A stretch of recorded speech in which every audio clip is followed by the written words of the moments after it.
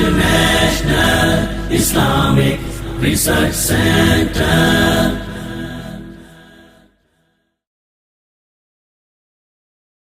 Allahu Akbar, Allahu Akbar, Allahu Akbar, La ilaha illallah, Allahu Akbar, Allahu Akbar, walillahil hamd. یہ زندگی بڑی مختصر ہے بھائیو.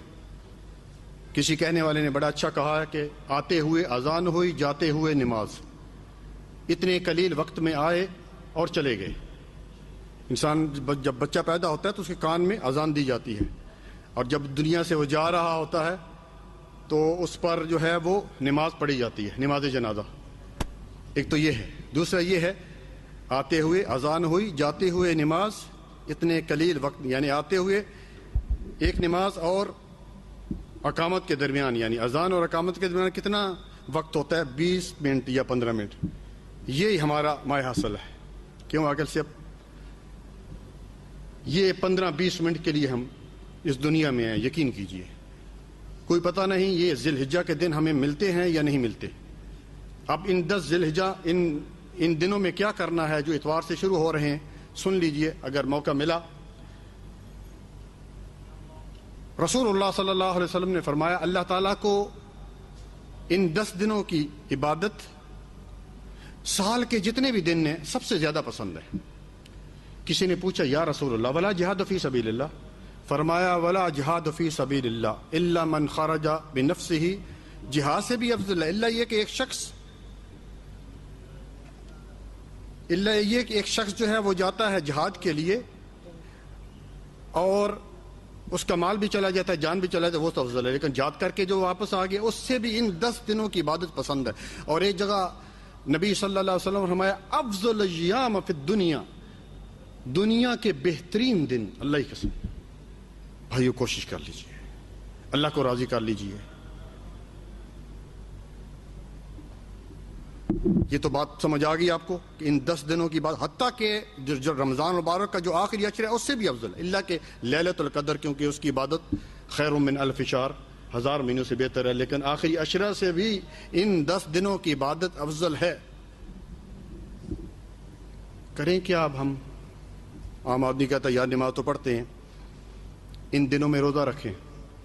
رسول اللہ صلی اللہ علیہ وسلم کی بعض ازواج، ان کی بیویوں سے یہ بات ہمیں ملتی ہے، یہ نسائی میں یہ حدیث موجود ہے کہ رسول اللہ صلی اللہ علیہ وسلم ان 9 دنوں میں روزہ رکھا کرتے تھے.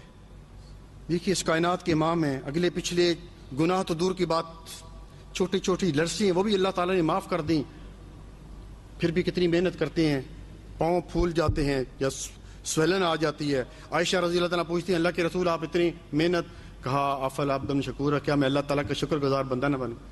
بھائی ہمیں بھی شکر ادا کریں. اب دیکھو یہاں پہ الحمدللہ کتنی اچھا ماحول ہے، کتنے اچھے ماشاءاللہ روزگار ہے، بیوی ہے، بچے ہیں، صحت ہے. اللہ تعالیٰ کا ہر وقت شکر ادا کرنا چاہیے. لئن شکرتم لازیدنکم، شکر کرو گے اور زیادہ دوں گا. ان دنوں میں آپ روزہ رکھیے. رسول اللہ صلی اللہ علیہ وسلم نے فرمایا من صام یوما فی سبیل اللہ بعد اللہ وجہ عن النار 70 خریفہ او کما قال صلی اللہ علیہ وسلم. بخاری کی روایت ہے. جو شخص ایک روزہ رکھتا ہے، اندازہ کیجئے صرف ایک روزہ اللہ کے لیے، نفر روزہ، اللہ تعالیٰ اس کو جہنم سے 70 میل کی مسافت دور کر دیتے. سبحان اللہ. بھائیو جہنم بڑی خطرناک چیز ہے، اس کو معمولی نہ سمجھیے. اس دنیا کی آگ سے 70 گنا زیادہ ہے. اسی طرح آپ صلی اللہ علیہ وسلم نے ایک جگہ فرمایا کہ جو ایک نفر روزہ رکھتا ہے اس کے اور جہنم کے درمیان ایک خندق یا ایک گڑھا کھود دیا جاتا ہے جس کی لمبائی یا چوڑائی اتنی ہے جتنا زمین اور آسمان کے درمیان فاصلہ ہے. سبحان اللہ. روزہ عظیم عبادت ہے بھائیو، کوشش کیجئے بھائیو. اگر 9 دن پورے مشکل ہیں، کم از کم ان 9 دنوں میں سوار اور جمعرات کا رکھ لیں. نبی صلی اللہ علیہ وسلم نے فرمایا ترفع الاعمال یوم الاثنین والخمیس فاحب ان یعرض عملی وانا صائم، کہ انسان کے اعمال جو ہیں وہ پیر والے دن اور جمعرات والے دن اللہ تعالیٰ کے پاس پہنچتے ہیں. ہر پیر والے دن فرشتے لکھتے رہتے ہیں، پھر اوپر لے کے جاتے ہیں. اور میں یہ چاہتا ہوں کہ جب میرا عمل پیش ہو اللہ کے ہاں تو میں روزے سے ہوں. سبحان اللہ. تو یہ آپ 2 رکھ لیجئے. چلیں یہ بھی مشکل ہے، 9 ذی الحجہ کا تو ماشاءاللہ میرے خیال میں سب دنیا ہی رکھتی ہے، اور جنہوں نے آج تک بھائیو نہیں رکھا کوشش کیجیے بھائی. نبی صلی اللہ علیہ وسلم سے پوچھا گیا سئل رسول اللہ صلی اللہ علیہ وسلم عن صوم یوم عرفہ فقال یکفر سنۃ ماضیہ والباقیہ. سبحان اللہ کہ جو ایک روزہ رکھتا ہے 9 ذی الحجہ کا 2 سال کے گناہوں کا کفارہ. سبحان اللہ. ہمیں پتہ نہیں چلتا ہم دن میں کتنے گناہ کرتے ہیں بھائیو، اور 2 سال کے گناہ کتنے ہو جاتے ہیں. تو بھائیو کوشش کیجئے، یہ روزہ ہو گیا. دوسری چیز توبہ اور استغفار. ان دنوں میں زیادہ سے زیادہ توبہ و استغفار کیجیے، اپنے گناہوں کی معافی مانگیے. نبی صلی اللہ علیہ وسلم نے فرمایا التائب من الذنب کمن لا ذنب له. توبہ کرنے والا ایسے ہے جیسے اس نے کوئی گناہ ہی نہ کیا ہو. اور کیا آپ چاہتے ہیں کہ آپ کے جتنے گناہ ہیں پیچھے ان کو نیکیوں کے ساتھ تبدیل کر دیا جائے؟ سبحان اللہ. یہ اللہ تعالیٰ کی کریمی ہے، یہ اللہ تعالیٰ کی رحیمی ہے، یہ فضل ہے بھائیو اللہ تعالیٰ. ورنہ اللہ تعالیٰ کہتا ٹھیک ہے میں معاف کر دوں گا، لیکن اللہ تعالیٰ نے یہاں پہ کیا کہا میں ابھی بتاتا ہوں کہ میں اس کے گناہوں کو نیکیوں کے ساتھ convert into a good deeds, نیکیوں کے ساتھ تبدیل کر دوں گا. سورۃ فرقان آیت نمبر 70. ساتھ میں آپ کو سورت کا نام آیت کا نمبر بھی بتا رہا ہوں تاکہ شک و شبہ نہ رہے. سورۃ فرقان آیت نمبر 70 الا من تاب وآمن وعمل عملا صالحا فاولئک یبدل اللہ سیئاتہم حسنات. 3 کام کرنے ہیں اس کے لیے. توبہ کرنی، سچی توبہ، ایمان لانا ہے، شرک نہ ہو بھائیو شرک سے بچنا ہے. میرے پاکستانی، انڈین، بنگلہ دیشی بھائیو، شرک کے معاملے میں بالکل اس کے قریب بھی نہیں جانا، اس کے بارے میں علم حاصل کرنے آخر یہ شرک ہے کیا، اور یہ ہمارے ملکوں میں پھیلتا ہی جا رہا. یہ دھاگا پرستی، یہ تعویذ پرستی، یہ امام زامن پرستی، یہ دربار پرستی، یہ مزار پرستی، یہ تمام شرک کی طرف لے کے جانے والی چیزیں اور بھی بہت ساری. اس کا اتنا وقت نہیں ہے کہ اس کو بیان کیا جائے. شرک سے بچنا ہے بھائی. صحیح ایمان ہو، توبہ کرے، اس کے بعد عمل صالح شروع کر دے. اللہ تعالیٰ یہاں پر وعدہ کر رہے ہیں کہ میں اس کے جتنے زندگی کے گناہ ان کو نیکیوں کے ساتھ تبدیل کر دوں. سبحان اللہ. اور کیا چاہیے بھائی. اسی طرح بہت سارے لوگ نوکری کے بارے میں پریشان ہیں. یار نوکری کا مسئلہ نہیں ہے، وہ پوری نہیں پہنتی جی. بہت سارے لوگ ہیں شادی کی ہوئے اولاد نہیں ہیں، کبھی ادھر جاتے ہیں، ادھر بھٹکتے ہیں، ادھر بھٹکتے ہیں. آئیے نسخہ سن لیجئے اور دوسروں کو بتائیے بھائی. یہ آپ کی ذمہ داری ہے. ہو سکتا ہے آپ کی وجہ سے کسی کی مسئلہ حل ہو جائے. اور کیا خیال ہے قرآن سے اللہ تعالیٰ کی بات سے سچی بات کسی اور کی ہو سکتی ہے. فَقُلْتُ اسْتَغْفِرُوا رَبَّكُمْ إِنَّهُ كَانَ غَفَّارًا يُرْسِلِ السَّمَاءَ عَلَيْكُمْ مِدْرَارًا وَيُمْدِدْكُمْ بِأَمْوَالٍ وَبَنِينَ وَيَجْعَلْ لَكُمْ جَنَّاتٍ وَيَجْعَلْ لَكُمْ أَنْهَارًا. سورۃ نوح آیت نمبر 10، 11 اور 12 یاد رکھیے، سب یاد کر لیں. بڑی پیاری آیت. 3 آتے ہیں کہ تم اللہ تعالیٰ سے اپنے گناہ بخشو، پھر فائدہ کیا ہوگا؟ اللہ تعالیٰ تمہیں بارش دے گا، اللہ تعالیٰ تمہیں مال دے گا، اللہ تعالیٰ تمہیں اولاد دے گا. سبحان. تو زیادہ سے زیادہ ان دنوں میں میرا یہ جو ذی الحجہ کے دن ہیں ان میں توبہ اور استغفار کیجیے. اسی طرح ان دنوں میں یہ پتہ چل گیا کہ ان دنوں کی عبادت اللہ تعالیٰ کو باقی دنوں میں سب سے زیادہ پسند ہے. کوشش کیجیے بھائی. والذین جاہدوا فینا لنہدینہم سبلنا. جو ہمارے راستے میں کوشش کرتا ہے ہم اس کو راستہ دکھا دیتے ہیں. جو کوشش ہی نہیں کرتا. ان دنوں میں نوافل کی پابندی کیجیے بھائی. نوافل کی پابندی فرض نماز کے ساتھ. وہ تو فرض نماز تو سب پڑھتے ہیں. اشراق کی نماز پڑھیے، کاجر حجت و عمرت تامت حج اور عمرے کا ثواب ہے. اس کے بعد اشراق کی نماز کے بعد ایک دوسری نماز ہے، چاشت کی نماز ہے. نہیں تو مجھ سے لے لیے، پیپر بنا ہوا ہے نفل نماز کی اہمیت.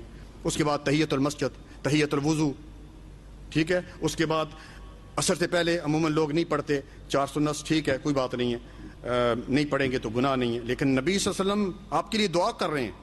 رحم اللہ من صلی اربعا قبل العصر. جس نے اللہ تعالیٰ اس پر رحمت نازل فرمایا جس نے عصر سے پہلے 4 رکعت پڑھی. سبحان اللہ. کیا نہیں چاہتے آپ رسول اللہ صلی اللہ علیہ وسلم کی دعا آپ کو لگ جائے؟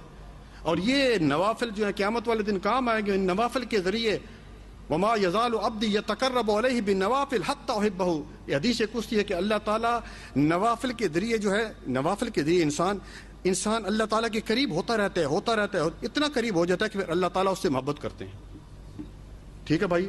اس کے بعد چوتھی چیز قرآن کریم کی تلاوت. عام دنوں میں کم پڑھتے ہیں آدمی، ان دنوں میں زیادہ پڑھے. جب پتہ چل گیا کہ ان دنوں کی عبادت اللہ تعالیٰ کو باقی دنوں کی عبادت سے زیادہ پسند ہے تو شروع ہو جائیے بھائی. اور یہ قرآن قیامت والے دن آپ کا سفارشی بن کے آئے گا، آپ کی سفارش کرے گا بھائیو. اور رسول اللہ صلی اللہ علیہ وسلم فرمایا جب میت کو قبر میں لٹا دی جاتا ہے تو قرآن اس کے سرہانے آ جاتا ہے. سبحان اللہ. اسی طرح جو ہے صدقہ و خیرات جتنا کر سکتے ہیں. اسی طرح دعا جو ہے یہ عبادت ہے. نبی صلی اللہ علیہ وسلم نے کیا فرمایا؟ الدعا هو العبادہ. اور ایک جگہ اللہ کے رسول اللہ تعالیٰ نے قرآن کی میں فرمایا سورۃ مومن آیت نمبر 60 میں کہ وقال ربکم ادعونی استجب لکم ان الذین یستکبرون عن عبادتی سیدخلون جہنم داخل. کہ تمہارے رب کا فرمان ہے مجھے پکارو میں تمہاری پکار کو سنتا ہوں، اور جو مجھے پکارنے سے اکڑیں گے ذیل و خوار کر کے میں ان کو جہنم میں ڈالوں. یہ دعا ہے. ہم اگر قبر پہ جا کر کسی سے مانگتے ہیں اس کے وسیلہ یہ وہ، تو یہ اس کی عبادت کرتے ہیں ہم میت کی. اس لیے میرے بھائی زیادہ سے زیادہ ان دعا اور دعا کے جو اوقات ہیں وہ دیکھ لیجئے. جمعے والے دن دعا قبول ہوتی ہے. اذان اور اقامت کے درمیان نبی صلی اللہ علیہ وسلم نے فرمایا الدعاء لا یرد بین الاذان والاقامہ. اذان اور اقامت کے درمیان کبھی دعا رد نہیں ہوتی. اسی طرح رات کا آخری حصہ نبی صلی اللہ علیہ وسلم نے فرمایا اللہ تعالیٰ پہلے آسمان پہ آ جاتے ہیں اور کہتے ہیں کوئی مانگنے والا، کوئی بیمار، کوئی گناہوں کا مارا، اس کی بخشش کر دوں. اسی طرح اللہ تعالیٰ کا ذکر ہے بھائیو، زیادہ سے زیادہ اللہ تعالیٰ کا ذکر کیجیے. اللہ تعالیٰ نے ان عورتوں اور مردوں کے لیے عظیم اجر تیار کر رکھا ہوا ہے. والذاکرین اللہ کثیرا وذاکرات اعد اللہ لہم مغفرۃ واجرا عظیما. کہ کثرت سے ذکر کرنے والے عورتوں اور مردوں کے لیے اللہ تعالیٰ نے بخشش اور بہت بڑا اجر عظیم تیار کر رکھا ہے. سبحان اللہ والحمد للہ ولا الہ الا اللہ واللہ اکبر. اور اسی طرح سبحان اللہ وبحمدہ سبحان اللہ العظیم.